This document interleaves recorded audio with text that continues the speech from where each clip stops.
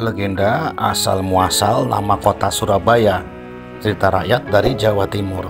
Jangan lupa subscribe dan tekan tombol loncengnya ya. Selamat menyaksikan. Dahulu kala di lautan luas sering terjadi perkelahian antara ikan hiu sura dan buaya. Mereka berkelahi satu sama lainnya hanya karena berebut mangsa. Keduanya sama-sama kuat, sama-sama tangkas, sama-sama cerdik, sama-sama ganas, dan sama-sama rakus. Sudah berkali-kali mereka berkelahi, belum pernah ada satupun yang menang ataupun yang kalah. Akhirnya mereka mengadakan kesepakatan. "Aku bosan terus-menerus berkelahi, buaya," kata ikan sura. "Ya, aku juga, Sura. Apa yang harus kita lakukan agar kita tidak lagi berkelahi?" tanya buaya. Ikan hiu sura yang sudah memiliki rencana untuk menghentikan perkelahiannya dengan buaya segera menerangkan. "Untuk mencegah perkelahian di antara kita, sebaiknya kita membagi daerah kekuasaan menjadi dua. Aku berkuasa sepenuhnya di dalam air dan harus mencari mangsa di dalam air, sedangkan kamu berkuasa di atas daratan dan mangsamu harus yang berada di daratan. Sebagai batas antara daratan dan air, kita tentukan batasnya, yaitu tempat yang dilalui oleh air laut pada waktu pasang surut." "Baik, aku setuju gagasanmu itu," kata buaya. Dengan adanya pembagian wilayah kekuasaan, maka tidak ada perkelahian lagi antara ikan sura dan buaya. Keduanya telah sepakat untuk menghormati wilayah masing-masing. Tetapi pada suatu hari, ikan hiu sura mencari mangsa di sungai. Hal ini dilakukan dengan sembunyi-sembunyi agar buaya tidak mengetahui. Mula-mula hal ini memang tidak ketahuan, tetapi pada suatu hari buaya memergoki perbuatan ikan hiu sura. Tentu saja buaya sangat marah melihat ikan hiu sura telah melanggar janjinya. "Hei Sura, mengapa kamu melanggar peraturan yang telah kita sepakati berdua? Kenapa kamu berani memasuki wilayah sungai yang merupakan wilayahku?" kata buaya. Ikan hiu sura tak merasa bersalah. "Aku melanggar kesepakatan. Bukankah sungai ini berair? Bukankah aku sudah bilang bahwa aku adalah penguasa di air? Nah, sungai ini kan ada airnya. Jadi ini termasuk kekuasaanku," kata ikan hiu sura yang tak mau mengalah. "Apa? Sungai ini kan tempatnya di darat, sedangkan engkau di laut." "Tidak bisa. Aku kan tidak pernah bilang kalau di air hanya air laut, tetapi juga air sungai," jawab ikan hiu sura. "Kau ini sengaja mencari gara-gara, Sura."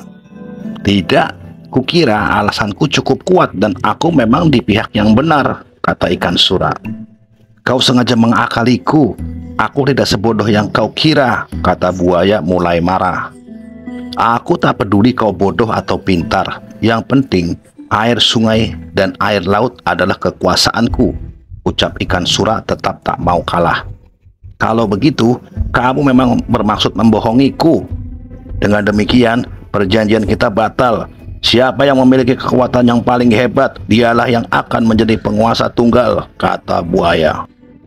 "Berkelahi lagi, siapa takut?" tantang sura dengan pongahnya. Pertarungan sengit antara ikan hiu dan buaya terjadi lagi, saling menyerang dan menerkam, saling menggigit dan memukul satu sama lain. Dalam waktu sekejap, air di sekitarnya menjadi merah pekat oleh darah yang keluar dari luka-luka kedua tubuh binatang itu. Mereka terus bertarung mati-matian tanpa istirahat sama sekali. Dalam pertarungan dahsyat ini, buaya mendapat gigitan ikan sura di pangkal ekor sebelah kanan. Selanjutnya, ekornya itu terpaksa selalu membengkok ke kiri.